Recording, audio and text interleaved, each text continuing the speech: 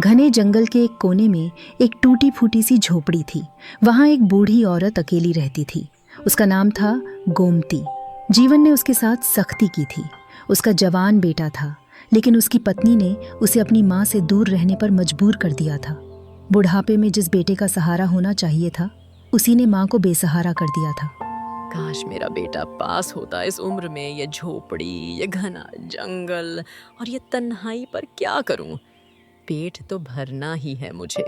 वह अपनी पुरानी फटी हुई टोकरी उठाकर जंगल की ओर चल दी, जहां से उसे रोज के खाने के लिए लकड़ी और कुछ फल फूल मिलते थे।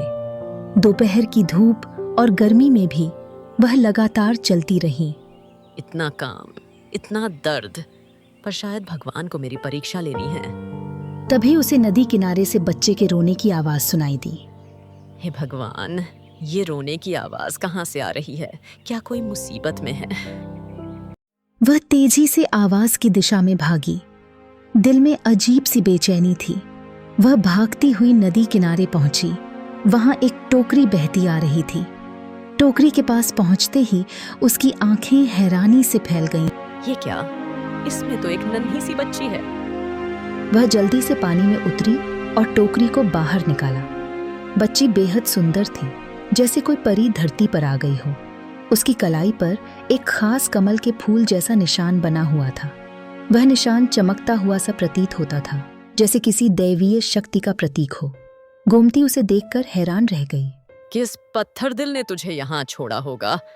क्या इस मासूम का कोई नहीं है? कोई माँ, कोई पिता? बच्ची ने रोना बंद कर दिया और गोमती की ओर देखकर मुस्कुराने लगी। उस मासूम मुस्कान ने गोमती के दिल के सारे दर्द को मिटा दिया।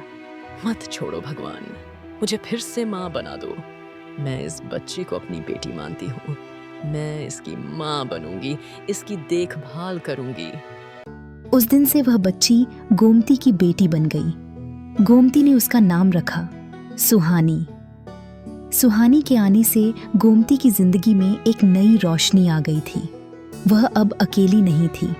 उस जंगल की झोपड़ी में अब माँ और बेटी का नया जीवन शुरू हो गया था।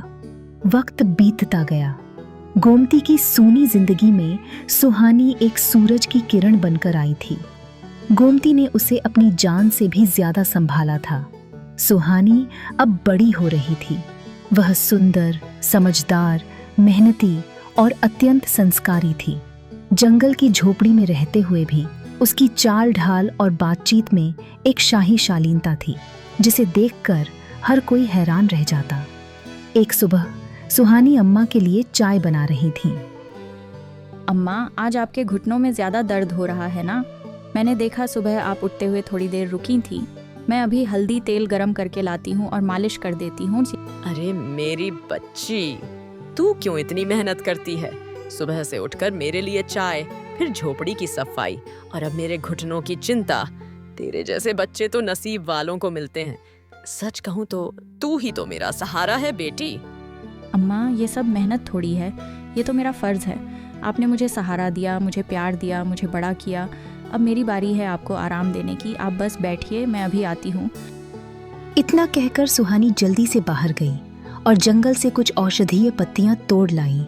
उसने उन्हें हल्दी तेल में मिलाकर गरम किया और बड़े प्यार से गोमती के घुटनों पर लगाने लगी। अरे वाह, कितना आराम मिल रहा है। तेरा हाथ तो जैसे कोई जादू जानता हो। जादू तो आपके प्यार में है अम्मा, आपने मुझे इस काबिल बनाया है। कुछ दिनों बाद पास के गांव से एक बूढ़ा आदमी लकड़ियां लेने जंगल में आया।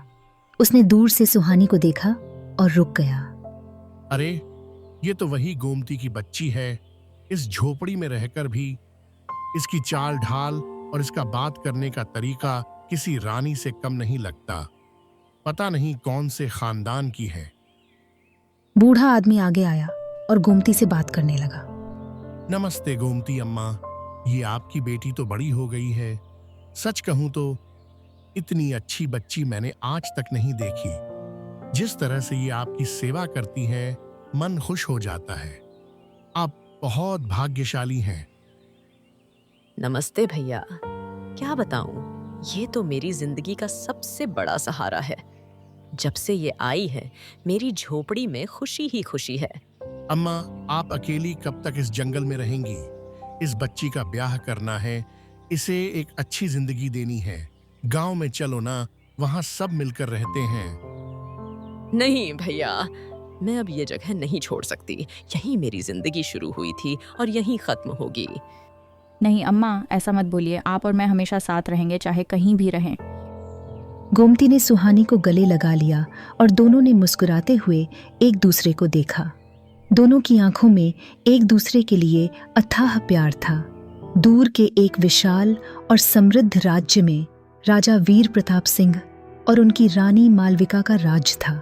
वर्षों तक राज्य में कोई उत्तराधिकारी नहीं था, जिससे राजा और रानी दोनों चिंतित रहते थे। आखिरकार वर्षों की तपस्या और प्रार्थना के बाद उन्हें एक पुत्री हुई। पूरे राज्य में खुशियां मनाई गईं, ढोल नगाड़े बजे और मिठाइयां बांटी गईं। बच्ची के जन्म के बाद राजा ने राज्य के सबसे बड़े ज्योतिषियों को बुलाया ताकि वे बच्ची का भविष्य जान सकें। गुरुदेव, मेरी पुत्री का भविष्य कैसा है? क्या वह हमारे राज्य के लिए शुभ है?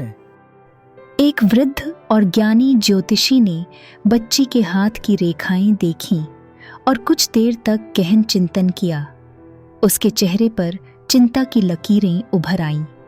राजन, यह कन्या साधारण नहीं है। इसके भाग्य में महानता लिखी है। यह कन्या आपके राज्य की रक्षक बनेगी, एक महान योद्धा के रूप में जानी जाएगी। पर क्या गुरुदेव, साफ साफ कहिए।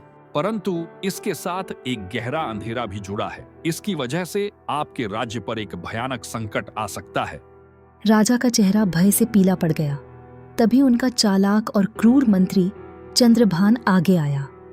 राजन, मैंने पहले भी कहा था कि एक कन्या राज्य के लिए अपशकुन है।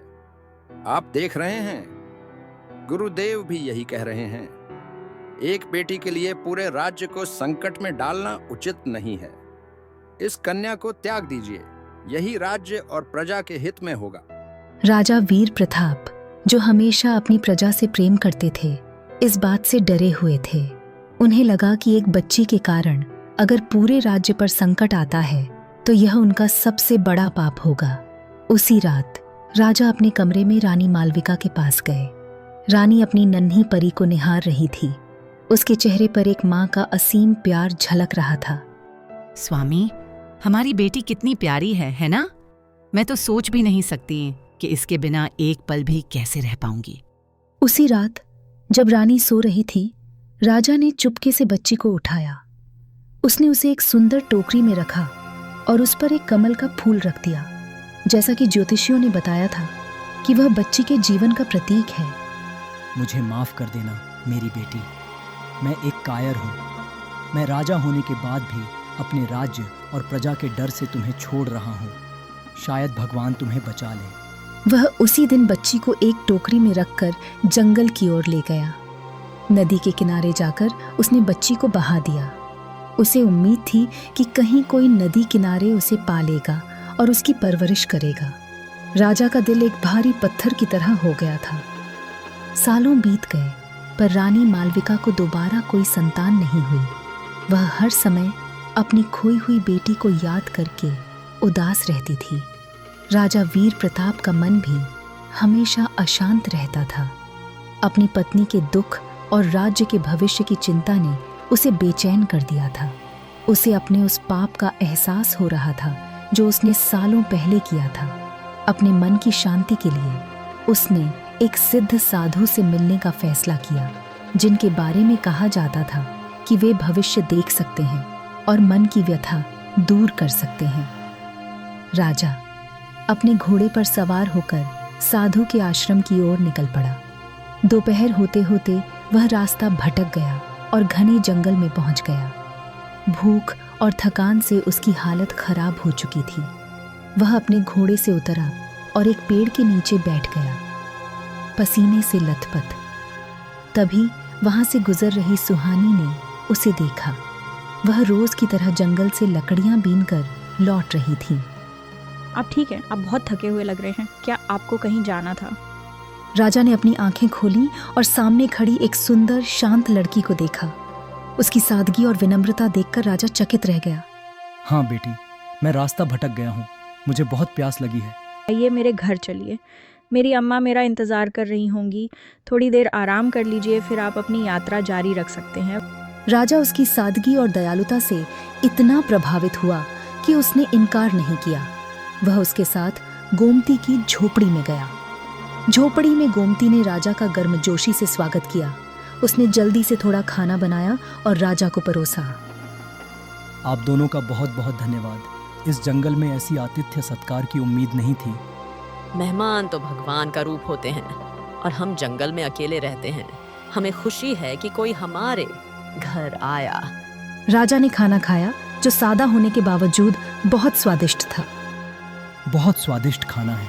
ऐसा लगता है इसमें सिर्फ स्वाद ही नहीं बल्कि आप दोनों का प्यार भी मिला हुआ है। तुम माँ बेटी का प्रेम साफ झलकता है। सुहानी ने मुस्कुराते हुए राजा को पानी का गिलास दिया। जब वह गिलास दे रही थी, राजा की नजर उसकी कलाई पर पड़ी। राजा ने अपनी आंखें चौड़ी करके देखा। ये निशान तो कमल के फूल जैसा है। ऐसा ही निशान तो मेरी बेटी के हाथ पर था जब वह पैदा हुई थी। गोमती और सुहानी दोनों हैरान थीं। उन्हें समझ नहीं आया कि राजा ऐसा क्यों कह रहा था। आपकी बेटी? क्या आप अपनी बेटी की बात कर रहे हैं? हाँ, मेरी बेटी जिसे मैंने। राजा अपनी बात पूरी करने ही वाला था कि उसे साधु से मिलने की याद आई। वह समझ गया कि यह सब भाग्य की चाल है। उसने गोमती और सुहानी को धन्यवाद दिया और जल्दी से साधु के आश्रम की ओर चल दिया। उसका मन अब पहले से भी ज्यादा बेचैन था। राजा वीर प्रताप का मन अब पहले से भी ज्यादा अशांत था। उसके दिमाग में बार बार उस लड़की की कलाई पर बना कमल का निशान घूम रहा था। वह तेजी से साधु के आश्रम की ओर बढ़ा। जब वह आश्रम पहुंचा तो साधु पहले से बैठे ध्यान कर रहे थे। राजा ने साधु को प्रणाम किया और उनके सामने हाथ जोड़कर बैठ गया। गुरुदेव, मैं बहुत बेचैन हूँ। मेरी रानी को सालों से कोई संतान नहीं हुई। कृपया मुझे कोई उपाय बताइए ताकि हमें फिर से कोई संतान प्राप्त हो सके और मेरे राज्य को एक वारिस मिल सके। साधु ने आंखें खोली। उनकी आंखों में गहन ज्ञान और क्रोध दोनों झलक रहे थे। तूने पहले जो संतान पाई थी उसे क्यों त्यागा राजन? अपने ही हाथों से अपनी बेटी को नदी में क्यों बहा दिया? तूने अपने भविष्य को खुद ही अंधकार में धकेल दिया। तेरा यह घिनौना पाप ही तुझे संतान नहीं दे रहा। राजा के शरीर में जैसे बिजली सी दौड़ गई। वह घुटनों पर गिर पड़ा। उसका सिर शर्म से झुक गया। गुरुदेव, मुझे क्षमा करें। मैं भयभीत हो गया था। मुझे लगा कि मेरी बेटी राज्य के लिए अपशकुन है। मैं जानता हूँ कि मैंने बहुत बड़ा पाप किया है। कृपया मुझे बताएं, अब मैं क्या करूं? क्या मेरा पाप कभी माफ नहीं होगा? माफ तो भगवान ही करेगा, लेकिन प्रायश्चित तुझे खुद करना होगा। क्या तूने आज रास्ते में एक लड़की को नहीं देखा जिसने तुझे पानी पिलाया और खाना खिलाया? हाँ गुरुदेव, मैंने उसे देखा था। वह बहुत ही प्यारी और शांत स्वभाव की थी। जिस लड़की को तूने रास्ते में पाया था वही तेरी पुत्री है। कमल का निशान उसकी पहचान है। वही सुहानी है, तेरी बेटी। यह सुनकर राजा के होश उड़ गए। उसे विश्वास नहीं हो रहा था कि जिस बच्ची को उसने वर्षों पहले त्याग दिया था वह इतनी आसानी से उसे मिल जाएगी। क्या यह सच है गुरुदेव?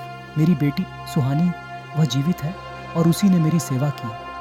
हाँ राजन, भगवान ने तुम्हें अपनी बेटी से मिलवाया है ताकि तुम अपने पाप का प्रायश्चित कर सको। लेकिन याद रहे, यह आसान नहीं होगा।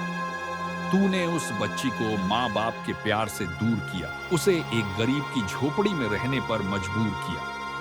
अब तुझे उसी के प्यार और विश्वास को फिर से जीतना होगा। राजा ने साधु को धन्यवाद दिया और तुरंत उसी झोपड़ी की ओर भागा। इस बार वह राजा नहीं बल्कि एक लाचार पिता था जो अपने पापों को धोने और अपनी बेटी को वापस पाने के लिए आतुर था। राजा वीर प्रताप सिंह साधु की बात सुनकर तुरंत अपनी राजधानी लौटे। उनका मन अब पूरी तरह से बदल चुका था। उन्होंने अपने मंत्री चंद्रभान को गोमती की झोपड़ी में भेजा ताकि वह गोमती और सुहानी को सम्मान पूर्वक राजमहल ला सके। मंत्री चंद्रभान, जिसे राजा के बदले हुए व्यवहार का कारण नहीं पता था, हैरान था। वह अपनी सेना के साथ झोपड़ी पहुंचा। ओह बुढ़िया, राजा वीर प्रताप सिंह तुम्हें और इस लड़की को राजमहल में आमंत्रित करते हैं। चलो जल्दी करो। सुहानी, जिसे महल और राजा के बारे में कुछ भी पता नहीं था, घबरा गई। उसने डर से अपनी अम्मा का हाथ पकड़ लिया। अम्मा, ये लोग कौन हैं? मैं राजमहल क्यों जाऊं? मुझे डर लग रहा है। डर मत मेरी बच्ची, मुझे लगता है कि यह वही दिन है जिसके बारे में मैं हमेशा सोचती थी। जा बेटी, शायद तेरी किस्मत तुझसे मिलने आई है। गोमती ने सुहानी को समझाया और दोनों मंत्री के साथ राजमहल की ओर चल पड़े। राजमहल पहुंचकर सुहानी को बड़े सम्मान से राजसी कपड़ों में सजाया गया और सोने के सिंहासन पर बैठाया गया। जब राजा वीर प्रताप ने सुहानी को देखा तो उनकी आंखों में आंसू आ गए। वह धीरे धीरे उसके पास गए और बोले, सुहानी, मेरी बेटी, तू ही मेरी बेटी है। मैं पापी था। मैंने तुझे जन्म के साथ ही त्याग दिया था। सुहानी को कुछ समझ नहीं आ रहा था। उसके कानों में सिर्फ राजा के शब्द गूंज रहे थे। आप ये क्या कह रहे हैं? मैं आपकी बेटी हूँ, लेकिन क्यों? आपने ऐसा क्यों किया? मेरी माँ तो मुझे मृत समझती रही और आप राजा होकर भी एक मासूम बच्ची को, क्या आपको मेरी एक झलक भी याद नहीं आई थी? तभी रानी मालविका, जो इतने सालों से अपनी बेटी के शोक में थी, दौड़कर वहां आई और सुहानी को अपनी बाहों में भर लिया। मेरी बच्ची, मेरा कलेजा अब चैन पा गया। तुझे खोकर जीना क्या होता है वो मैंने महसूस किया है। हर रात मैंने तुम्हारे लिए दुआ की थी और देखो, भगवान ने मेरी सुन ली थी। सुहानी ने रानी को देखा। उसकी आंखों में वही प्यार था जो वह अपनी माँ गोमती की आंखों में देखती थी। सुहानी भी रानी के गले लगकर रोने लगी। माँ गोमती, वो मेरी अम्मा हैं। क्या आप उन्हें भी यहाँ रहने देंगी? उनके बिना मैं नहीं रह पाऊंगी। राजा और रानी ने सुहानी को आश्वस्त किया कि गोमती को भी राजमहल में वही सम्मान मिलेगा जो उन्हें मिला है। राजमहल में गोमती के आने पर सब हैरान थे। राजा रानी ने तुरंत सभी दरबारियों और सैनिकों को बुलाया। सभी ध्यान से सुनो। यह देवी गोमती है जिसने मेरी बेटी को पाला पोसा और उसे एक राजकुमारी की तरह संस्कार दिए। इस महल में इनका वही सम्मान होगा जो रानी मालविका का है। इन्हें कोई साधारण दासी न समझे। आपने हमारी बेटी को जिंदा रखा। आपने उसे माँ का प्यार दिया। आप हमारी माँ के समान हैं। मैं आपकी हमेशा आभारी रहूंगी। गोमती, जिसे कभी जीवन भर प्यार और सम्मान नहीं मिला था, इन शब्दों को सुनकर भावुक हो गई। रानी साहिबा, ऐसा मत कहिए। सुहानी मेरी बेटी है और मैंने वही किया जो एक माँ करती है। गोमती अब राजमहल में एक सम्मानित जीवन जीने लगी। सुहानी को अब राजकुमारी घोषित कर दिया गया था। उसे राजसी शिक्षा और ज्ञान दिया जाने लगा, लेकिन वह अपने पिछले जीवन को नहीं भूली थी। एक दिन सुहानी अपने पिता राजा वीर प्रताप के पास गई। मैं चाहती हूँ कि आप गांव के गरीबों के लिए स्कूल, पीने के पानी के लिए कुएं और दवाइयाँ मुफ्त में मुहैया कराएं। क्या आप मेरी बात मानेंगे? राजा ने अपनी बेटी की दयालुता देखकर गर्व महसूस किया और उसकी बात मान ली। कुछ साल बीत गए। सुहानी ने राजा और रानी के साथ मिलकर पूरे राज्य का विकास किया। एक शाम महल की छत पर राजा, रानी, गोमती और सुहानी एक साथ बैठे थे, सूर्यास्त का आनंद ले रहे थे। कभी सोचा भी नहीं था कि टोकरी में आई मेरी छोटी सी बिटिया एक दिन इतनी महान राजकुमारी बनेगी। मैं जो भी हूँ आपकी वजह से हूँ अम्मा। आपने मुझे वो प्यार और संस्कार दिए जिसने मुझे आज इस काबिल बनाया है। आप मेरी असली माँ हैं। और बेटी, मैं क्या? मैं तुम्हारी माँ नहीं हूँ। आप दोनों मेरी माँ हैं। एक ने मुझे जन्म दिया और दूसरे ने मुझे जीवन। मैं आप दोनों से बराबर प्यार करती हूँ।